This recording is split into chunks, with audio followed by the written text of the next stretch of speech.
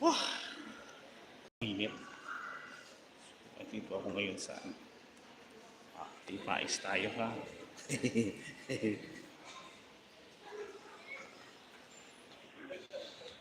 Pa natin yung brightness. Kasi nga malabo. Okay. Chat lang Gina, shop up po.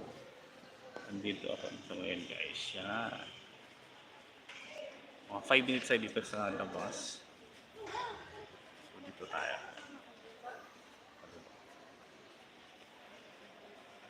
Ito. School. So kumuha ako ng cash assistant ng aking pamangkin. Ate Peli, pahinga muna ako saglit. Exit na ako. Andito na ako sa exit. Ayan. Mga 5 minutes po. Wala ko ng highlights. So, kumuha ko ng financial assistance. So, andito na sa loob ng brown envelope. So, ito yung ating magandang school. So, dito kami nagmula. Maliliit. Yan. Grade 5 kasi yung aking isang pamangkin. So, dito. Ito pa nilang logo. Mga 5 minutes na dito po guys. Stay lang tayo ng 5 minutes. Malaki itong school na to.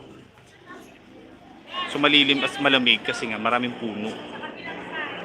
Ayan, maraming puno, di ba?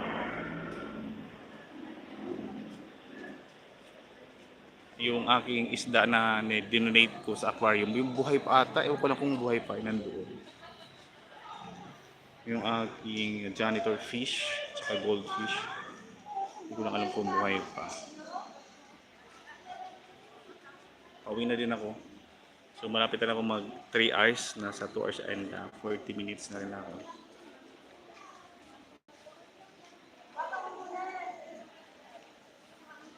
Ayan. Kanina kasi mahina ang aking signal banda doon kasi merong nakaharang na bar. May mga bar kasi nakaharang sa signal. Ayan, pa-exit na ako.